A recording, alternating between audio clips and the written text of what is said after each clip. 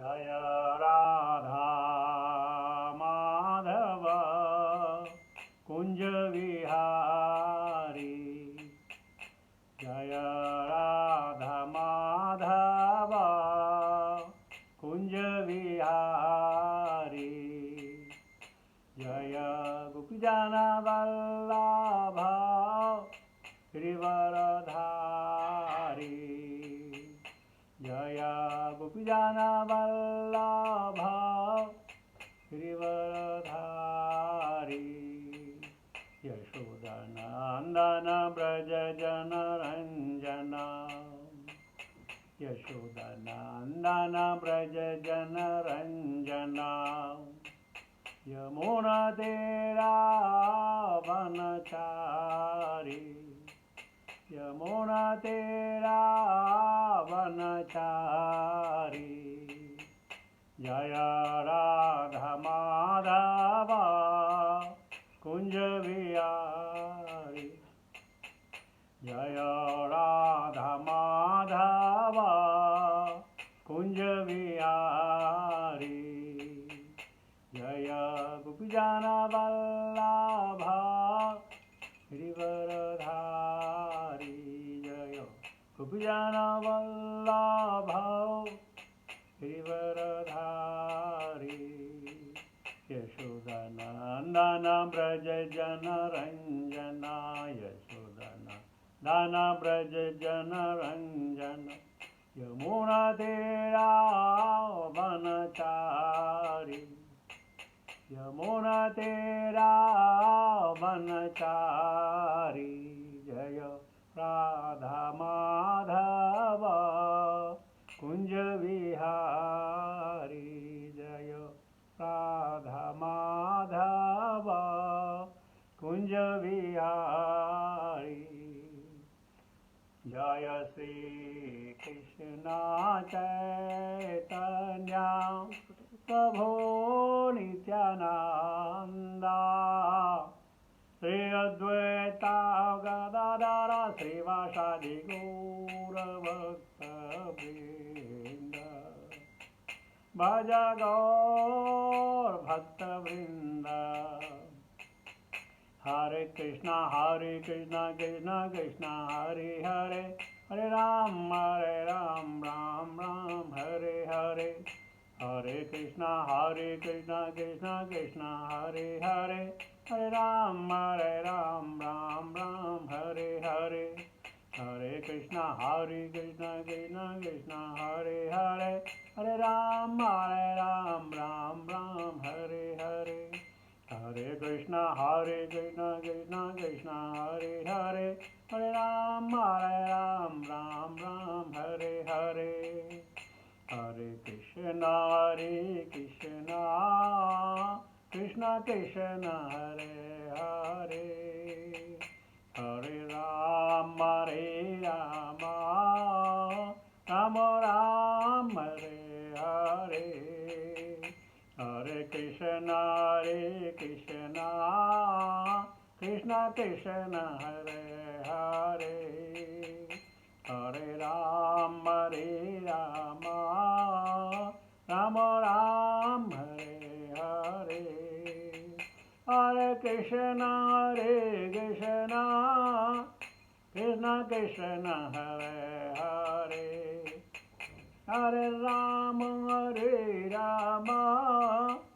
राम राम हरे हरे। हरे कृष्णा कृष्णा कृष्णा हरे हरे। राम राम राम हरे हरे। हरे कृष्णा कृष्णा कृष्णा हरे हरे। हरे राम राम राम हरे हरे।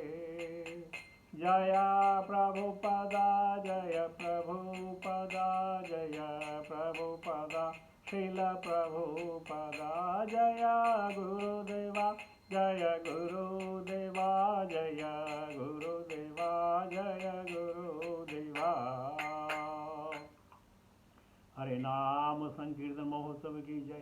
वेदांत स्वामी शिल प्रभुपाद महाराज की जय। निताई गौर प्रेमानंद हरि हरि बोल।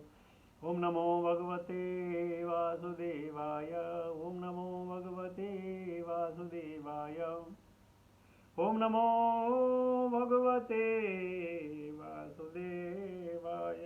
नारायणं नमस्कृत्य नरं चैव नरोत्तमं देवीं सरस्वतीं व्यासां ततो जयमुदीरयेत्। नष्टप्रायेषु भद्रेषु नित्यं भागवत सेवया भगवती उत्तम श्लोके भक्तिर्भवति नैष्ठिकी। Hare Krishna. So I want everybody to put their videos on, because this is not impersonal, it's a very personal association. So today we'll be taking shloka 30 of chapter 30 of Srimad Bhagavatam, Canto 3, which is entitled the status quo is there, but what is the chapter? A verse of fruitive activities. All right. So, if you are ready, I'm ready. Take 30. Evam kutumba bibhrana udarambhar eva va visrajyeho bhayam pritya bhunke talphalamidrisham. Evam kutumba bibhrana udarambhara eva va visrajyeho bhayam pritya bhunke talphalamidrisham. Still so many people without videos on. Evam kutumba bibhrana udarambhara eva va visrajyeho bhayam pritya bhunke talphalamidrisham. Synonym by His Divine Grace Bhaktivedanta Swami Srila Prabhupada. Jai Srila Prabhupada. It says, Evam, in this way, Kutumbham, family,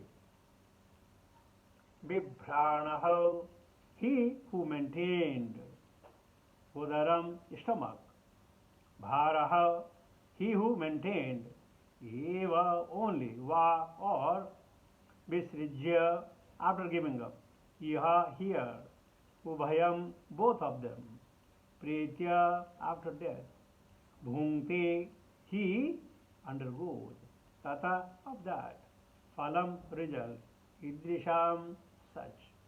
Now, translation of purport by His Divine Grace, Bhaktivedanta Swami Srila Prabhupada.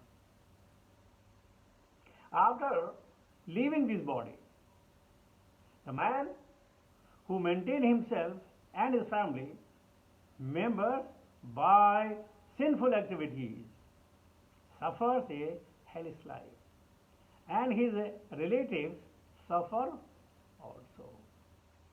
Om Jnanatimirandasya Jnananjan Salakaya Chakshmritam Tasmai Sri Gurave Namah. Sri Chaitanya Manobesama Savitam Yena Bhutale Swayam Rupa Kadamayam Dadhati Sapadantikam.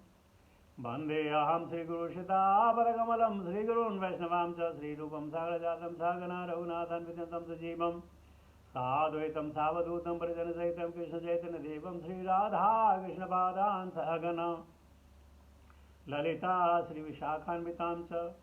He Krishna Karuna Sindhu Dina Bandhu Jagatpati Gopes Gopika Kanta Radha Kanta Namastute Taptikanchana Gaurangi Radhe Vrindavaneshwari Vrishabhana Shruti Devi Pranamami Hari Priye Angsha Kalpataru Vaishya Kripa Sindhuvaya Vacha Patita Nama Pavani Vyo Vaishnavi Namo Nama. Jai Sri Krishna Chaitanya Prabhu Nityananda Sri Advaita Gadadhara Sri Vasadi Gaura Bhakta Vrinda. Hare Krishna Krishna Krishna Hare Hare Hare Ram Ram Ram Hare Hare. Namo Om Vishnupadaya Krishna Vishaya Bhutale Srimate Jaya Pataka Swamini Namane.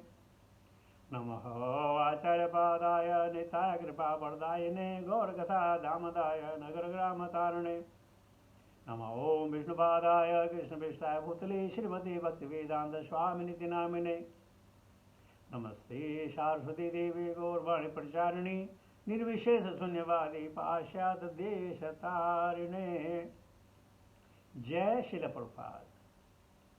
सो प्रभुपाद की अनुकंपा से, गुरुजनों और वैष्णवों के आशीर्वाद से और आप लोगों के सौजन्य से श्रीमद् भागवतम की अविरल धारा कई दिनों से बह रही है और अपने गंतव्य स्थान तक हमको पहुंचाने में सहायक है। हमारा गंतव्य स्थान है भगवान का धाम या भगवान की सेवा। अब भगवान का धाम हम पहुंचे ना पहुंचे इसकी तो गारंटी नहीं है, लेकिन भगवान की सेवा हम हर वक्त कर सकते हैं इसकी तो गारंटी है। तुम्हारा गंतव्य स्थान है या भगवत धाम या भागवत या वैष्णव सेवा, और जिसको हम सबको करना चाहिए। दोबारा श्लोक पढ़ते हैं। एवं कुटुंब विभ्राण उदरंब एव वा विसृज्येहो भयं प्रीत्य भूंते तल्प लमीदृशम। अगर कुटुंब होगा तो पालन पोषण की हमें जिम्मेवारी होगी। और हम सब कहते हैं अरे बच्चों की जल्दी शादी करा दो, बच्चों की जल्दी शादी करा दो, बच्चों की जल्दी शादी करा दो, बस ये होना चाहिए। क्यों? हम चाहते हैं जिस प्रकार हम सफर करें वो भी सफर करे। क्या होगा? ये लुफ्त नहीं है, ये हम सब तुम्हारी ड्यूटी है। लेकिन कोई भी नहीं कहता तुम्हारी ड्यूटी भगवत भजन है, भगवत सेवा तुम्हारी ड्यूटी है। हम कहते नहीं, कुटुंब हमारी ड्यूटी है। और आज तक एक ऐसा कोई इंसान नहीं मिला होगा जो बोलते हाँ मैं अपनी फैमिली में एंजॉय कर रहा हूँ। अरे प्रभु सब ठीक था, लेकिन बच्चे बीमार रहते हैं, पत्नी बीमार रहती है, पति बीमार रहता है, क्या करें, माँ बाप बूढ़े हो गए, उनकी सेवा की करने में बड़ी दिक्कत हो रही है। अरे परेशानियां। किसी का बच्चा अगर पास हो जाए तो कोई नहीं बोलेगा अरे बच्चा पास हो गया, बोला इतने नंबर ले गए। आपको सच्ची घटना बताऊं, मद्रास में एक स्कूल में एक लड़का और एक लड़की, लड़का और लड़की पिछले करीब 5-6 साल से एक ही स्कूल में थे। तो लड़के के उस लड़की से ज्यादा नंबर आते थे, यानी लड़का फर्स्ट और लड़की सेकंड। लेकिन लड़की की मां को यह गवारा नहीं हो कि मेरी लड़की सेकंड क्यों आए। हर एग्जाम इंतजार किया, हर साल इंतजार किया, लड़की सेकंड ही आती थी, लड़की फर्स्ट नहीं आती थी। तो उस दिन उसने अपनी लड़की को एक टिफिन बना के दिया और कहा ये आज तुम उसको खिला देना। और उस टिफिन में क्या उसने जहर डाल दिया।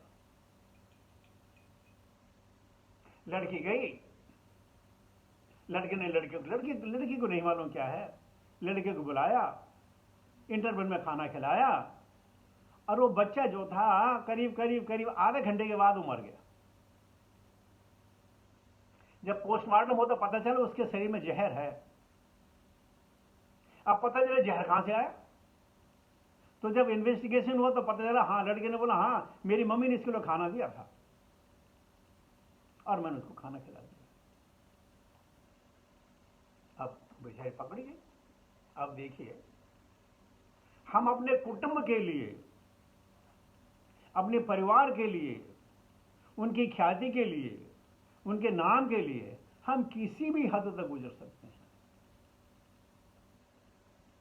तो यहां कहते हैं कुटुंब भरमेण वा, हम सबका दायित्व बन जाता है। और कहते हैं जो सिंफुल एक्टिविटीज हैं, हमें पता ही नहीं है कि सिंफुल एक्टिविटी क्या है। कैसे नहीं पता हमको? क्योंकि हमने शास्त्र पढ़े नहीं है। शास्त्र में जो विधान है वही ये तो कर्म है, ये तो सकाम कर्म होंगे, निष्काम कर्म होंगे। बाकी उनके अलावा जो भी है वो जो है विकर्म है, यानी सिंफुल एक्टिविटी।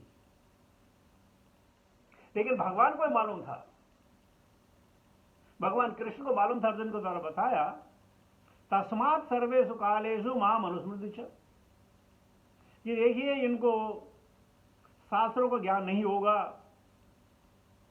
निष्काम कर्म और सकाम कर्म का इनको पता नहीं चलेगा, इसलिए तुम हर समय, हर पल, हर घड़ी मेरा अनुस्मरण करो, मेरा चिंतन करो। और जैसे प्रभु कल बता रहे थे कि अगासुर के पाप के पेट में जाते जाते ही भगवान के नाम का स्मरण हुआ। वो बच्चे डर नहीं रहे थे, जैसे प्रभु कहते बच्चे डरे नहीं थे, नहीं डरे नहीं थे, वो तो मस्ती से जा रहे थे, अरे देखो बड़ी गुफा है, पहली बार देखी है, चलो मजा करेंगे। लेकिन भगवान को मालूम है, भगवान को मालूम था कि ये गुफा नहीं है, ये पाप का दरवाजा है, तो भगवान को खुद आकर के उनका उद्धार करना पड़ा। और मजेदार बात देखिए, किसका उद्धार हुआ? भक्तों का भी उद्धार हुआ और अभक्त का भी उद्धार हुआ। यानी जिस भक्त के साथ कोई अभक्त जुड़ जाएगा उसका भी उद्धार होगा। हम क्रोकोडाइल और गजेंद्र की बात करते हैं, गजेंद्र से पहले क्रोकोडाइल हु का उद्धार हुआ। तो अब भक्त हो या भक्त हो, जो भक्त वैष्णव से जुड़ जाएगा उसका उद्धार होना लाजमी है, उससे कम नहीं होगा। आइए प्रभुपाद की एक्सप्रेसी पढ़ते हैं, देखते हैं आज प्रभुपाद हमें क्या समझाना चाहते हैं। The mistake of modern civilization is that man does not believe in the next life. और हमको मालूम है, हम सब यहां जो बैठे हुए ना, हमको भी मालूम है हमारा नेक्स्ट लाइफ होगा। नहीं, अभी तो बहुत जीना है प्रभु जी, अभी तो हम बच्चे हैं। क्योंकि श्रीमद् भागवत में कहा गया कि हम 100 साल जीना है, अभी तो हम आधे नहीं हुए भाई, अभी क्या है 100 साल जीना हमें। ये पता नहीं है कि 1 महीने के बच्चों को 1 डे ओल्ड बोलते हैं और 90 साल के आदमी को जो 90 ईयर्स ओल्ड बोलते हैं। हमारे जैसा जन्म होता है हम ओल्ड होना शुरू हो जाते हैं। तो प्रभा जी कहते हैं ये किसी को मालूम नहीं है। अरे मटेरियल लोगों को छोड़ो, हमको भी मालूम नहीं है कि हमारे नेक्स्ट लाइफ होगी। बट वेदर ही बिलीव्स और not, the next life is there. अगर आपने पढ़ी होगी कमिंग बैक प्रभा जी की, उसमें अच्छे अच्छे उदाहरण दिए गए प्रभा जी के द्वारा। The next life is there and one has to suffer if one does not lead a responsible life in terms of the injection of the authoritative scripture like Vedas and Puranas. ये must है। Ignorance of the law is no excuse. हमें नहीं मालूम था, हमें खून हो गया, कोई बात नहीं है। आपको मालूम हो ना मालूम, हमें मालूम है कि लॉ क्या है। तो इग्नोरेंस ऑफ द लॉ हमें मालूम नहीं था, इसलिए पाप हो गया, ये छुटकारा नहीं दिला सकता है। तो प्रभुपाद कहते हैं one must know Vedas and Puranas. आगे, species lower than human beings are not responsible for their action because they are made to act in a certain way.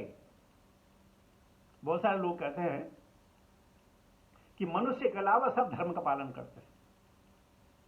Up to some extent I agree, लेकिन उनको धर्म का ज्ञान है नहीं, धर्म का क्या पालन करेंगे? धर्म का पालन वही करे ना जिसको धर्म के बारे में मालूम हो।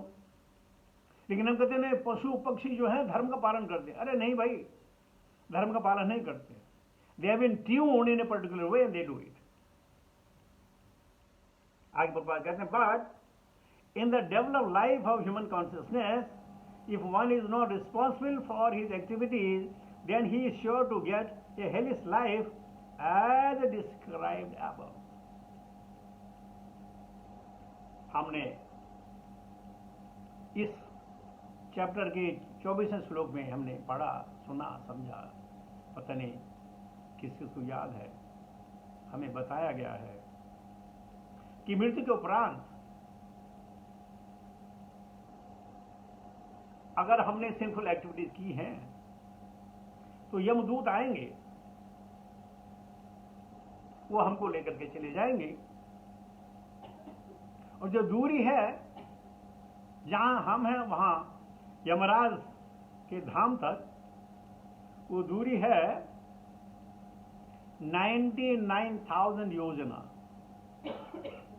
Multiply by 8, 792,000 miles. Multiply by 1.5, so many kilometers. और वो कहा गया है कुछ क्षण में वो तैयार कर, कुछ क्षण में वो जो है पार कर देते हैं.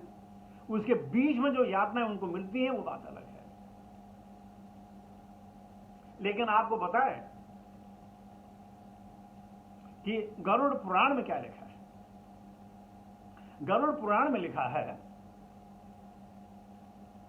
कि यहां से यम की दूरी, यमराज की दूरी है 88,000 कोश. श्रीमद् भागवतम 99 कह रही है, ये 88 कह रहे हैं. विषय भेद क्यों? नहीं होना चाहिए ना. लेकिन जो गरुड़ पुराण है वो यहां से यम के जो कोर्ट है वहां तक ही 88,000 है, और उसके बाद जो है 11,000 जो योजन है वो उसके ऑफिस से लेकर नर्क तक ही है. तो पूरे 99 हो गए. अब कहते हैं भागवतम कहती है 2 सेकंड या 3 सेकंड में, लेकिन गरुड़ पुराण कहता है पूरे 1 साल लगते हैं. अब ये दुविधा क्यों भाई? भागवतम अगर 2-3 सेकंड कह रही है और ये भी 1 साल कह रही है, ऐसा क्यों? तो जो 2-3 सेकंड है वो उनकी बात हो रही है, यमराज की बात हो रही है. लेकिन अगर धरती की बात करो तो 365 दिन लगते हैं. कोई मतलब वेदों में ये नहीं है कि कोई कॉन्ट्रडिक्शन हो, कोई कॉन्ट्रडिक्शन नहीं है. हम समझ नहीं पाते. गरुड़ पुराण हमें और बताती है कि जब आदमी की मृत्यु हो जाती है, स्थूल शरीर छूट जाता है, तो वो सूक्ष्म शरीर और आत्मा वहीं घूमती रहती है, और वहां वो 13 दिन तक घूमती है. अब भाई 13 दिन क्यों? कहते हैं, श्रीमद् भागवत हमें बता रही है कि जैसे हर रोज हम पिंडदान करते हैं, तो शरीर को जब हम हर दिन पिंडदान करते हैं तो पिंडदान के द्वारा उसको परिताड़ना शरीर मिलता है. तब पहले दिन के पिंडदान में उसका सर बनता है, दूसरे दिन के पिंडदान में उसके कंधे और उसका गला बनता है, चौथे दिन में उसके जो है वक्षस्थल बनते हैं, पांचवें दिन में उसका उदर बनता है, छठे दिन में उसके पेल्विस बनता है, फिर उसके जांघें बनती हैं, फिर उसके पैर बनते हैं. इस प्रकार 9 दिन में वो परिताड़ना शरीर पूर्ण हो जाता है. लेकिन वो फिर भी जो है वहां से आने नहीं चाहता. कभी मालूम अगर कोर्ट का समन आता है और आप 1 पेशी में नहीं गए, 2 पेशी में नहीं गए, 3 पेशी में नहीं गए, तो पुलिस वाले आते हैं, आपको खींच के लेके जाएंगे. तो इसी प्रकार वो यमदूत कहते हैं भाई चलो चलो. तो बोला नहीं, मैं नहीं जाऊंगा, मैं नहीं जाऊंगा, मैं नहीं जाऊंगा, मैं नहीं जाऊंगा. देखो मेरे पति है, पत्नी है, बच्चे हैं, मेरा घर है, मेरा कारोबार है, मेरी गाड़ियां हैं, मैं नहीं जाऊंगा, मैं नहीं जाऊंगा. तब ये बेचारे उनको जो है 3 दिन का और मोहलत देते हैं कि भाई मान जा, घसीट के लेके जाएंगे. और उसके प्रकार फिर वो उसको यम पास डाल करके उसको लेके जाते हैं. तो 13 दिन तक ये गरुड़ पुराण कहते हैं, 13 दिन तक जो आत्मा वहीं हुबर करती रहती है. और तब उन यमदूतों के साथ हर रोज वो सिर्फ 3000 किलोमीटर चलता है. और इस प्रकार वो 365 दिन में जो है 10 लाख मीटर चल के वो यमालय पहुंचता है. और यमालय पहुंचने के पश्चात चित्रगुप्त के साथ उसका लेखा जोखा देखा जाता है. और वहीं से ऊर्ध्वम गच्छति सत्वस्ता मध्य तिष्ठन्ति राजसा जगन्य गुणवर्ती सा अधो गच्छति तामसा.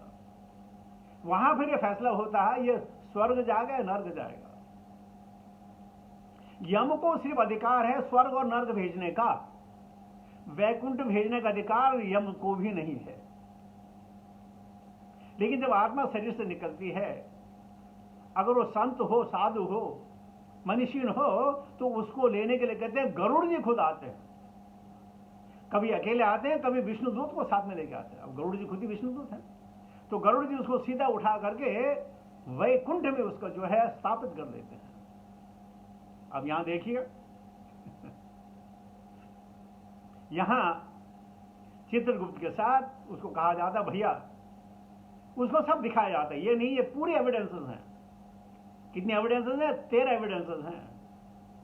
सूर्य है, चंद्र है, तारे हैं, पृथ्वी है, जल है, वायु है, हमारी परमात्मा है, दिशाएं हैं, 10 दिशाएं हैं,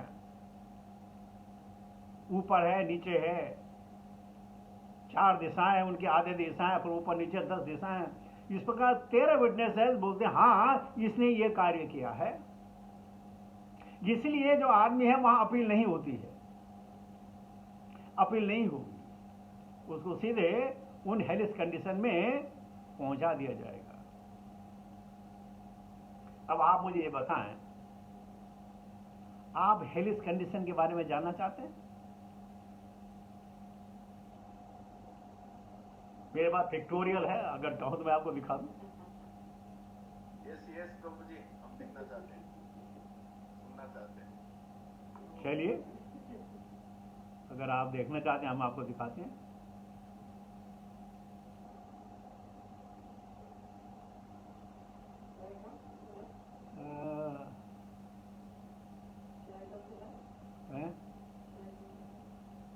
No, I think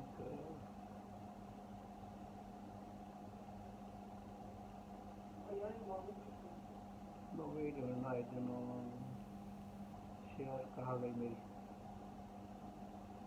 है? Sharing has stopped, share the window close. How to get? Which one you want? I think maybe this one. Yeah, this one. This one? Mine? My map? Okay.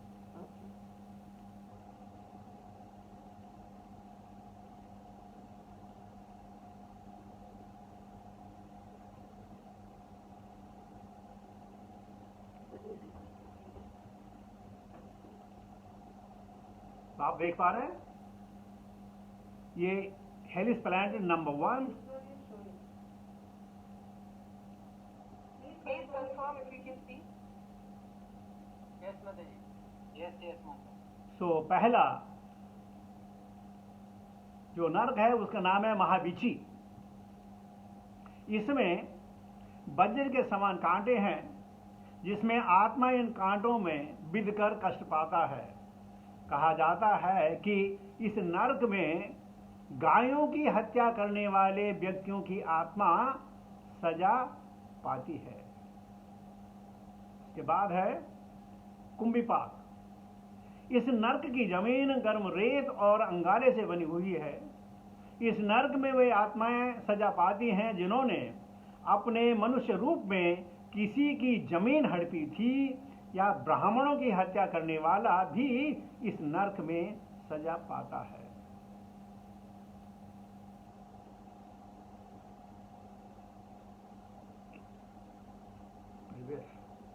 रौरव, जो लोग अपनी सारी जिंदगी असत्य बोलते आए हैं या जो झूठी गवाही देते ही ऐसे व्यक्तियों को मृत्यु के पश्चात इस नरक में ईख की तरह यानी शुगर केन की तरह पेरा जाता है, पिसा जाता है।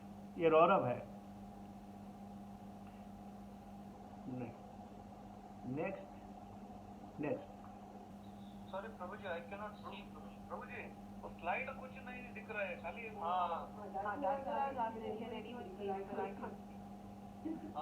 No, we cannot see. Slide कुछ नहीं प्रभु जी। Slide सिर्फ वो नहीं दिख रहा डेस्कटॉप दिख रहा है, उसमें हेलिस प्लैनेट 1, हेलिस प्लैनेट 2 है। मतलब that is showing the other one. We can't show this one. It is not showing these. Why? It, you know this thing here? This line is going to your that other thing. One second. How come?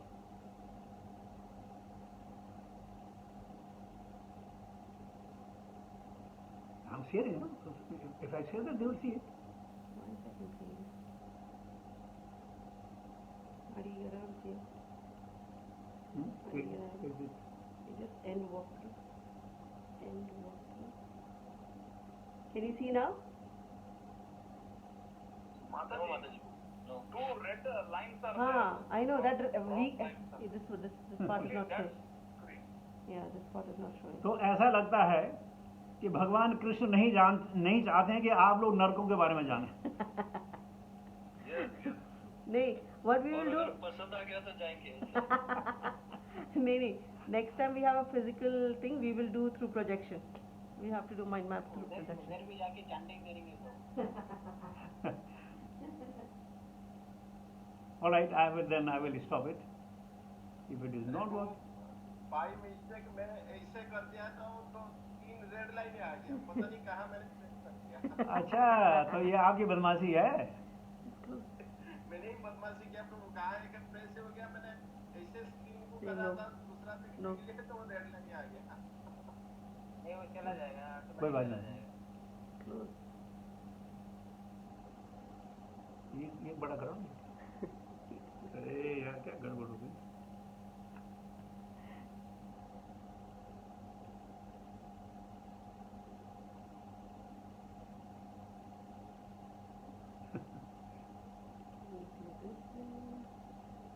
Stop share. हाँ, मैं आप लोगों को दिखा नहीं पाया क्योंकि अगर आप एक के बारे में आप सुनेंगे तो हो सकता है 1 आध घंटे तक है आप करने से बच जाएंगे, ज़्यादा नहीं। अगर आप ये सब सुनते, इनके बारे में आपको अगर ज्ञात होता तो मैं गारंटी देता हूं कि आप कम से कम आधे घंटे के लिए आप पाप करना बिल्कुल बंद कर देते, आधे घंटे तक। उसके बाद की बात दूसरी। तो हमारा जीवन, हम सब पापी हैं। अगर हम पापी नहीं होते तो हमें इस भौतिक संसार में नहीं आना पड़ता।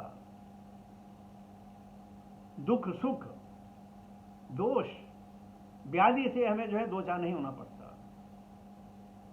लेकिन कहें कि भाई बूढ़ा कौन होता है?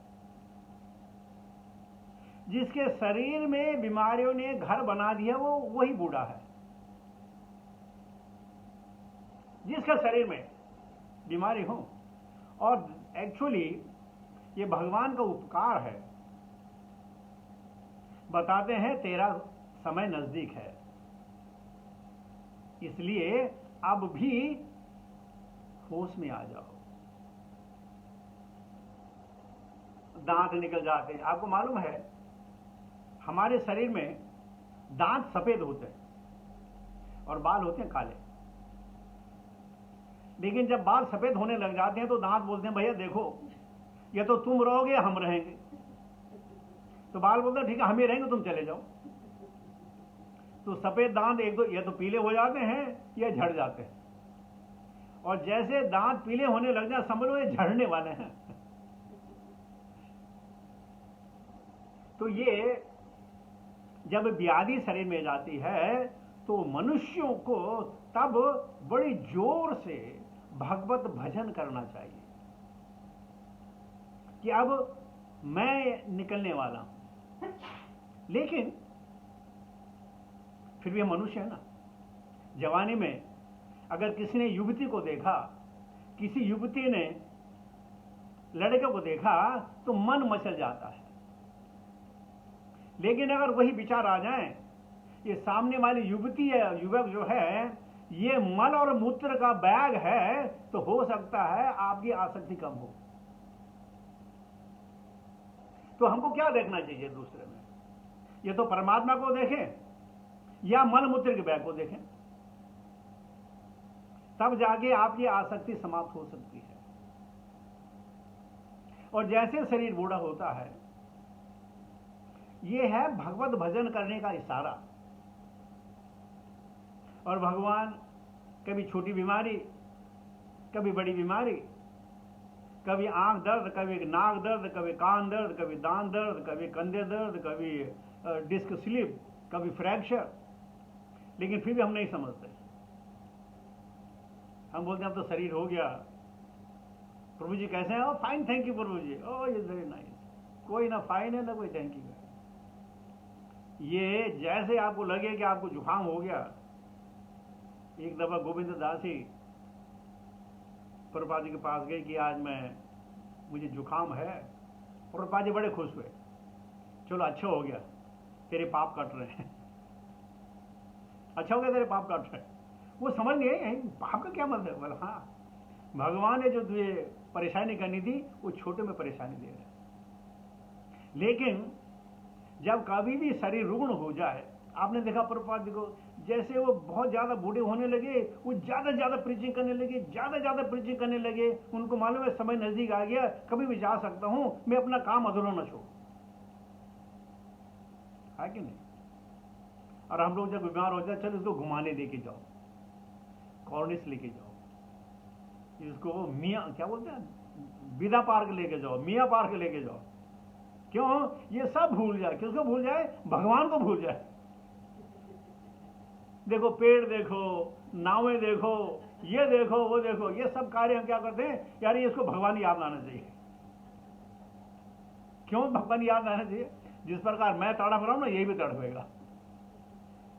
हमें मालूम नहीं है, लेकिन आप देखिए, जो आदमी बहुत बीमार होता है, कभी आप उसको मंदिर लेके गए? नहीं, कभी मंदिर लेके नहीं गए। क्यों?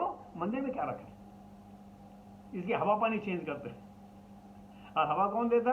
भगवान कृष्ण। तो क्या मंदिर में लेके जाओ उसको हवा पानी नहीं चेंज होता? नहीं लेके जाते। कहने का मकसद यह है, इन श्लोक से हमें क्या मिलता है कि अब भी हमको बाज आ जाना चाहिए कि अब भक्ति करने का टाइम है। अब ईर्ष्या का, घृणा का, द्वेष का, क्रोध का, कामना का, वासना का ये समय नहीं है। अब हम ज्यादा से ज्यादा पूंजी इकट्ठा करना चाहते हैं। किसके लिए? ताकि अपने बच्चों को सुधार सके। यानी 3 तरह के बच्चे होते हैं। एक होता है पुत्र, एक होता है बेटा, एक होता है लड़का। पुत्र का मतलब है जो पू नाम के नर्क से हमको उभारे, वो है पुत्र। और बेटा है जो हमारी संपत्ति को बांटेगा, अपने दोस्तों में, अपने रिश्तेदारों में, वो होता है बेटा। और एक होता है लड़का, जो हर समय लड़ता ही रहेगा तुमसे, लड़ता ही रहेगा, लड़ता ही रहेगा। तो यह पुत्र होगा, या बेटा होगा, या लड़का होगा।